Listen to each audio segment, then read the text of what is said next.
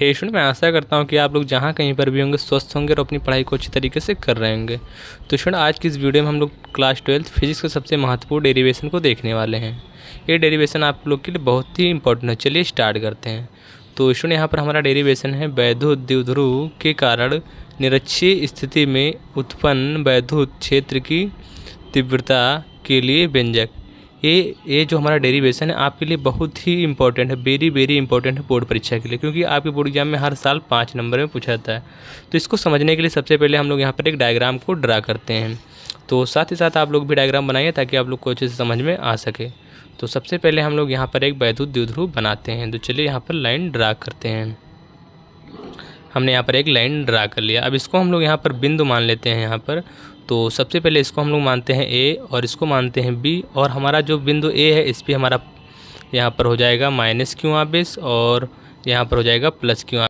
और इसमें आप लोग को पता है कि जो हमारा वैद्युत द्विध्रुव होता है माइनस क्यू प्लस क्यू आवेशों से मिलकर बना होता है, जिनके बीच की दूरी क्या होती है हमारी स्मॉल 2l मीटर होती है। तो यहाँ पर हम लोग इसके बीच की दूरी भी लिख देते हैं स्मॉल 2l मीटर। अब यहाँ पर हम लोग को करना क्या है स्टूडेंट, बिंदु ए या बिंदु बी से इन दोनों बिंदुओं की जो हमारे यहाँ पर बिंदु है, इन दोनों बिंदु के बीच में एक हमारा बिंदु P होगा, जहाँ पे हमें क्या ज्ञात करना रहेगा, वैद्युत क्षेत्र की तीव्रता। तो इसको मान लेते हैं बिंदु P, इसी पे हमें वैद्युत क्षेत्र की तीव्रता ज्ञात करना है। अब हम लोग इसको ऐसे यहाँ पर मिला देंगे, जिससे क्या होगा, हमारा यहाँ पर ट्रायंगल बन जाएगा। उसी के अकॉर्डिंग ही हम इसको निकालेंगे। तो इसके बीच की दूरी जो हमारी यहाँ पर वो हो जाएगी स्मॉल r। तो यहाँ पर हम इसको मिला देते हैं। यहाँ पर इसकी दूरी क्या होगी, स्मॉल r। इस बिंदु को हम लोग यहाँ पर मान लेंगे, जो स्टूडेंट बिंदु हमारा है इसको हम लोग ओ मानेंगे। तो अभी लिखते हैं। तो सबसे पहले इसको हम लोग यहाँ पर मिला देते हैं बिंदु P को बिंदु B से, और इसको मिलाते हैं यहाँ पर। तो स्टूडेंट यहाँ पर हम लोग इसको मिला दिया। अब फिर हम लोग यहाँ पर जो हमारा बिंदु P है उसको हम लोग यहाँ से A से मिला देते हैं। तो चलिए मिलाते हैं यहाँ पर। अब ये हमारा पूरा बनकर तैयार हो गया। अभी हमें इसमें और भी करना है काम। तो यहाँ पर जो हमारा बिंदु इसको माने थे O, यहाँ पर लिख देंगे। अब यहाँ पर स्टूडेंट जो हमारा बिंदु O है और P, इसके बीच की दूरी स्मॉल r है। अब हम लोग पहले यहाँ पर वैद्युत क्षेत्र की तीव्रता हमें बिंदु P पे निकालना है। तो यहाँ पर इन दोनों के लिए सबसे पहले हम लोग दूरी को आधी करेंगे। तो जो हमारा पहले दूरी हमारी 2l मीटर थी, तो इसको जब आधा करेंगे बीच से तो हमारा l हो जाएगा। मतलब परिणाम, मतलब यहाँ पर जब काटेंगे बीच में तो जब यहाँ पर निकालेंगे तो हमारा स्मॉल l हो जाएगा। ठीक है। और यहाँ पर ये हमारी जो हो जाएगी यहाँ पर वैद्युत क्षेत्र की तीव्रता, ये हमारी यहाँ पर हो जाएगी E2 cos थीटा। और यहाँ पर हमारा हो जाएगा फिर ऊपर की ओर हम लोग यहाँ पर एक वैद्युत क्षेत्र की तीव्रता लिखेंगे। इसको हम लोग मान लेते हैं स्टूडेंट यहाँ पर, ये हमारा हो जाएगा E1 cos थीटा। अब बीच में यहाँ पर हम लोग मानते हैं स्टूडेंट जो हमारा ये है इसको मान लेते हैं थीटा। तो पहले लाइन ड्रा कर लेते हैं, फिर इसको हम लोग यहाँ पर लिखते हैं थीटा। तो ये स्टूडेंट यहाँ पर हमारा हो जाएगा थीटा। हमें बिंदु P पर क्या ज्ञात करना है, यहाँ पर ही ज्ञात करना है। हमें वैद्युत क्षेत्र की तीव्रता बिंदु P पर ज्ञात करना है, यहीं पर हमें ज्ञात करना है, वैद्युत क्षेत्र की तीव्रता ज्ञात करना है। ठीक है। तो चलिए अब हम लोग इसको ज्ञात करते हैं। अब स्टूडेंट इसको हम लोग समझते हैं, फिर इसकी थ्योरी को लिखते हैं। तो यहाँ पर हमारा बिंदु A पे माइनस क्यू आवेश है और बिंदु B पे प्लस क्यू आवेश है। इन दोनों आवेशों के मध्य बिंदु पर एक बिंदु O है। O से स्मॉल r दूरी पे हमारा एक बिंदु यहाँ पर क्या है स्टूडेंट, आप लोग को देख पा रहे होंगे कि O से जो हमारा स्मॉल r दूरी पे एक बिंदु P है, जहाँ पे इसके बीच की दूरी क्या है, स्मॉल r है। और माइनस क्यू और प्लस क्यू ये दोनों हमारे क्या है यहाँ पर एक दूसरे से मिला दिए गए हैं। E2 हमारा cos थीटा है और E1 हमारा cos थीटा है और ये हमारा थीटा है। हमें बिंदु P पे ही परिणामी वैद्युत क्षेत्र की तीव्रता ज्ञात करना है। तो चलिए अब हम लोग इसकी थ्योरी को लिखते हैं यहाँ पर और समझते हैं इस डायग्राम की मदद से।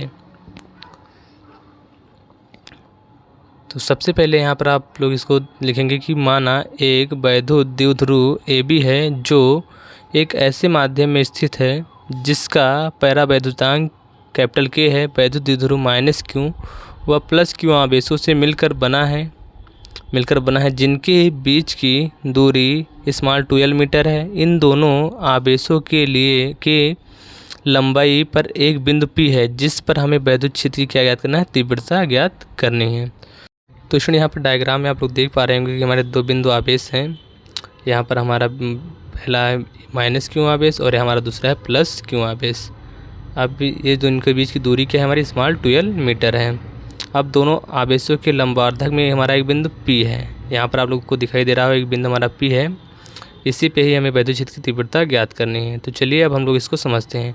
तो यहाँ पर हम लोग सबसे पहले लिखेंगे नीचे कि त्रिभुज PAO में त्रिभुज PAO में आप लोग को डायग्राम में दिखाई दे रहा होगा त्रिभुज PAO, और तो ये हमारा त्रिभुज PAO में पाइथागोरस प्रमेय द्वारा हम इसको समझेंगे।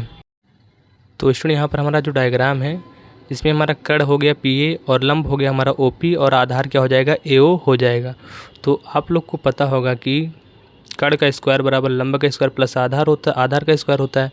तो यहाँ पर हमारा कड़ क्या था स्टूडेंट PA था, यहाँ पर लिखेंगे PA का स्क्वायर बराबर, और हमारा लंब क्या था यहाँ पर, तो हमारा OP हमारा लंब था तो OP का स्क्वायर प्लस AO का स्क्वायर हो जाएगा।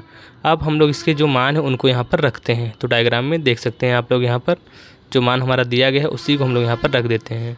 तो हमारा हो जाएगा यहाँ पर PA का स्क्वायर इक्वल टू OP का जो हमारा मान दिया है स्टूडेंट, यहाँ पर स्टूडेंट हमारा OP का मान R है, तो यहाँ पे हमारा हो जाएगा, जब लिखेंगे यहाँ पर तो हमारा हो जाएगा R स्क्वायर, तो ये हो जाएगा R स्क्वायर प्लस AO का मान जो हमारा L है तो ये हो जाएगा L का स्क्वायर। अब यहाँ से स्टूडेंट जब हम लोग PA का मान निकालेंगे तो लिखेंगे कि PA equal to under root R square plus हमारा हो जाएगा यहाँ पर L स्क्वायर हो जाएगा। तो हमारा ये PA का मान निकल गया। अब तो यहाँ पर PA बराबर आ गया under root R square plus L square हो गया, हमारा मान यहाँ पर निकल गया है। अब इसको हम लोग समझते हैं यहाँ पर डायग्राम में। तो देखते हैं यहाँ पर जो स्टूडेंट हमारा डायग्राम है इसमें PB का मान हमारा PA के मान के बराबर होगा। तो इसको हम लोग यहाँ पर लिख सकते हैं अंडर रूट R का स्क्वायर प्लस L का स्क्वायर, और यहाँ पर जो हमारा PA का मान हो जाएगा वो भी हो जाएगा under root R square plus L square, ये दोनों आपस में बराबर हैं। तो हम लोग इसको इस प्रकार लिख सकते हैं। तो यहाँ पर लिखेंगे PA बराबर PB बराबर जो हमारा मान कितना दिया हुआ है यहाँ, तो अंडर रूट में हमारा हो जाएगा R का स्क्वायर और प्लस L का स्क्वायर हो जाएगा। तो ये हमारा इतना यहाँ पर मान इसका निकल गया। अब इसमें यहाँ पर हम लोग देखते हैं जो हमारा प्लस Q आवेश के कारण बिंदु P पर वैद्युत क्षेत्र की तीव्रता है उसको हम लोग ज्ञात करते हैं। तो आप लोग इसको डायग्राम में सबसे पहले देख लीजिए। यहाँ पर जो हमारा स्टूडेंट प्लस Q आवेश, इसके कारण बिंदु P पर हमें वैद्युत क्षेत्र की तीव्रता निकालना है। तो चलिए निकालते हैं। तो यहाँ पर स्टूडेंट हम लोग लिखेंगे, इसको मान लेते हैं जो हमारी पहली वैद्युत क्षेत्र की तीव्रता है, यहाँ पर मानेंगे E1 लिखेंगे। यहाँ पर हो जाएगा E1 बराबर 1 अपान, यहाँ पे हमारा हो जाएगा 1/4 पाई एप्सिलॉन नॉट K, और यहाँ पर हमारा आवेश हो जाएगा Q बटे में, और दूरी यहाँ पर लेंगे तो हमारा हो जाएगा अंडर रूट R का स्क्वायर प्लस L का स्क्वायर। तो लिखेंगे under root R square plus L square, तो हमारा ये हो गया।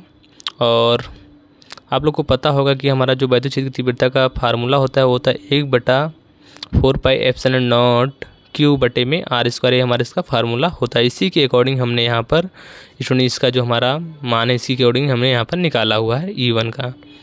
तो चलिए अब देखते हैं यहाँ पर E1 बराबर 1/4 pi epsilon naught K Q बटे में under root R square plus L square का स्क्वायर, ये हमारा पूरा इसका मान हो जाएगा। तो आप लोग यहाँ पर डायग्राम में देख पा रहे हैं स्टूडेंट, प्लस Q आवेश से और बिंदु P के बीच की दूरी हमारी क्या है, अंडर रूट R का स्क्वायर प्लस L का स्क्वायर है। इसी को हमने यहाँ पर रखा हुआ था। अब इसी प्रकार हम लोग देखते हैं माइनस Q आवेश के कारण। तो यहाँ पर आप लोग लिखेंगे माइनस Q आवेश के कारण बिंदु P पर वैद्युत क्षेत्र की तीव्रता। अब हम यहाँ पर निकालेंगे E2, तो लिखेंगे E2 बराबर हो जाएगा 1/4 पाई एप्सिलॉन नॉट K, और यहाँ पे हम लोग माइनस Q लेंगे, लेकिन हम लोग यहाँ पर दिखाने के लिए सिर्फ ले रहे हैं, और बटे में दूरी भी अंडर रूट R का स्क्वायर प्लस L स्क्वायर लेंगे, ये हमारा हो जाएगा पूरे का स्क्वायर। ठीक है, यहाँ पर हमारा जो माइनस Q है इसको हम लोग यहाँ पर माइनस Q नहीं लेंगे, लेकिन हमने यहाँ पर लिख दिया, आप लोग भी लिख देंगे, कोई प्रॉब्लम नहीं होगी। यहाँ पर माइनस Q और P के बीच की दूरी जो हमारी है यहाँ पर देख पा रहे हैं स्टूडेंट, जो हमारा इन दोनों के बीच की दूरी भी हमारी under root R square plus L square, दोनों का मान हमारा सेम ही है दूरी का। तो यहाँ पर वैद्युत क्षेत्र की तीव्रता भी सेम ही आएगी, बस हमारा जो चार्ज का चेंजिंग आएगा, प्लस और माइनस में सिर्फ चेंजिंग आया हुआ है। तो आप लोग देख पा रहे हैं। आप चलिए देखते हैं यहाँ पर बिंदु P पर हम लोग परिणामी वैद्युत क्षेत्र की तीव्रता। तो लिखेंगे बिंदु P पर परिणामी वैद्युत क्षेत्र की तीव्रता। तो चलिए निकालते हैं। तो परिणामी वैद्युत क्षेत्र की तीव्रता मतलब हम लोग यहाँ पर E निकालते हैं। तो E बराबर हो जाएगा E1 प्लस E2, इतना हमारा हो जाएगा। अब यहाँ पर हम लोग इसको इस प्रकार लिख सकते हैं स्टूडेंट, जो हमारा है E1 मतलब कि हमारा डायग्राम में वैद्युत क्षेत्र की तीव्रता का मान दिया हुआ था, तो यहाँ पर लिखेंगे E बराबर E1 कॉस थीटा, जो हमारा E1 का मान था E1 कॉस थीटा था, और प्लस E2 का क्या हमारा मान निकला था अभी यहाँ पे डायग्राम में, वो था E2 कॉस थीटा। अब यहाँ पर हम लोग जो मान निकाला है E1 और E2 का, उन दोनों के मान को हम लोग यहाँ पर रखते हैं। तो चलिए लिखते हैं यहाँ पर E1 बराबर 1/4πε0 के क्यू बटे में अंडर रूट आर का स्क्वायर प्लस एल का स्क्वायर और पूरे का स्क्वायर हमारा हो जाएगा।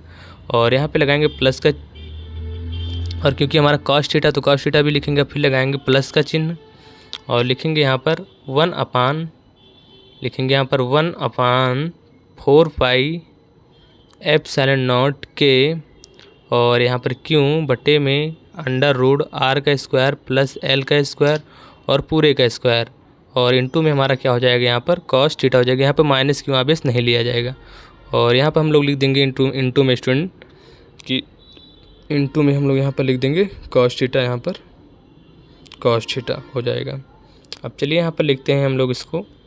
तो यहाँ पर स्टूडेंट हम लोग देखते हैं, लिखेंगे कि ई बराबर इन दोनों में कॉमन क्या है तो 1/4πε0 के और क्यू बटे में अंडर रूट आर का स्क्वायर प्लस एल का पूरे का स्क्वायर कॉमन है। तो यहाँ पर लिखेंगे 1/4πε0 और हमारा यहाँ पर क्या बचा हुआ है तो लिख देंगे के बटे में क्यू और यहाँ पे हमारा अंडर रूट हट जाएगा तो बचेगा सिर्फ एल आर का स्क्वायर प्लस एल का स्क्वायर और ब्रैकेट में बच जाएगा यहाँ पर cos theta plus cos theta. क्योंकि यहाँ पर स्टूडेंट जो हमारा मान था हट गया, क्योंकि यहाँ पर अंडर रूट लगा हुआ था, इसका स्क्वायर करेंगे तो अंडर रूट हट जाएगा। तो इस प्रकार हम इसको लिख सकते हैं। तो लिखेंगे ई बराबर 1/4πε0 के क्यू बटे में आर का स्क्वायर प्लस एल का स्क्वायर। अब इसको यहाँ पर हम लोग स्टूडेंट लिख सकते हैं कॉस को, तो हमारा हो जाएगा cos 2 थीटा हो जाएगा। जब इसको ऐड करके लिखेंगे तो इतना हमारा हो जाएगा।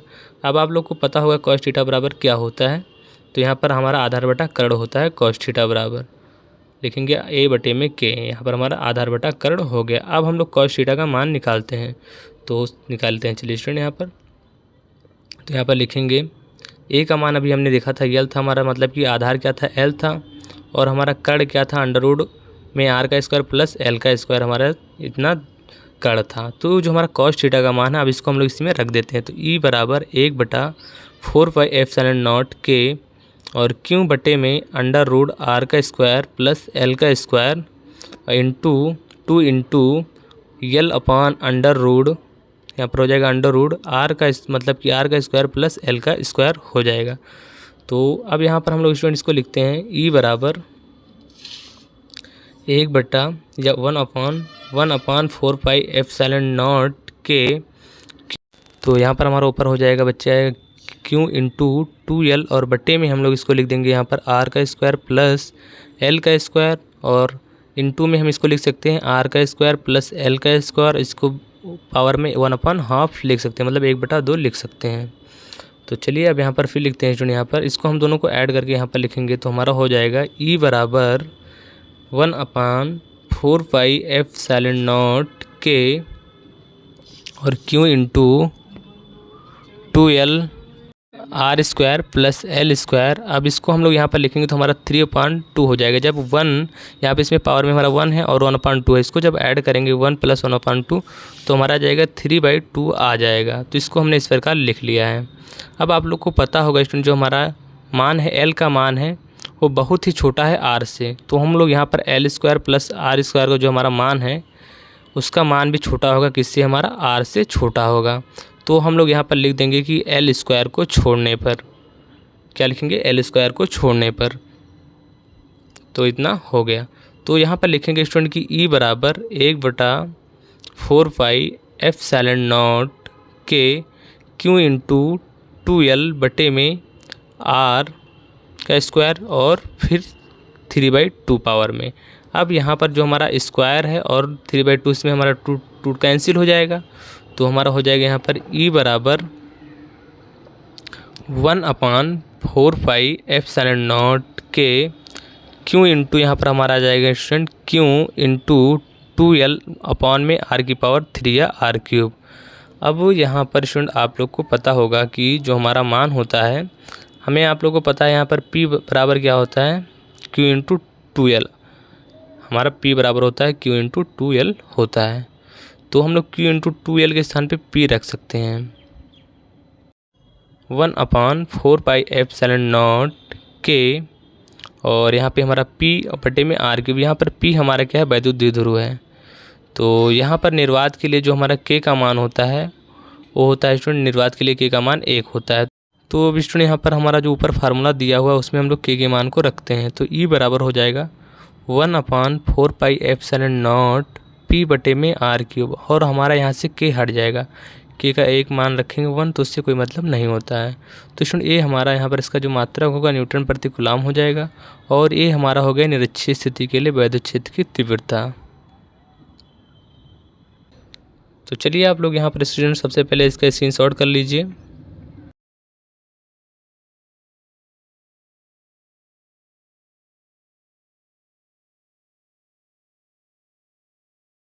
इसका भी स्क्रीनशॉट कर लीजिए।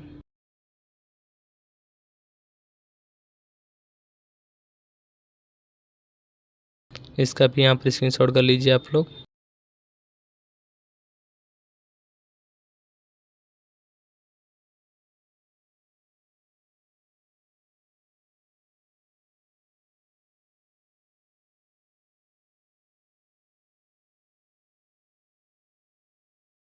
हो गया। तो स्टूडेंट मैं आशा करता हूँ कि आप लोग को ये डेरिवेशन ज़रूर समझ में आया होगा। ये डेरिवेशन आपकी बोर्ड एग्जाम के लिए बहुत ही इंपॉर्टेंट है। अगर आप लोगों ने अभी तक अच्छी स्थिति में वैद्युत क्षेत्र की तीव्रता के लिए डेरिवेशन नहीं किया तो हमारे चैनल के प्लेलिस्ट में जाइए और वहाँ से देखकर कर सकते हैं। और स्टूडेंट इस चैनल को ज़्यादा से ज़्यादा सपोर्ट करिए। अब मिलते हैं फिर अगली वीडियो में, तब तक के लिए जय हिंद जय भारत। और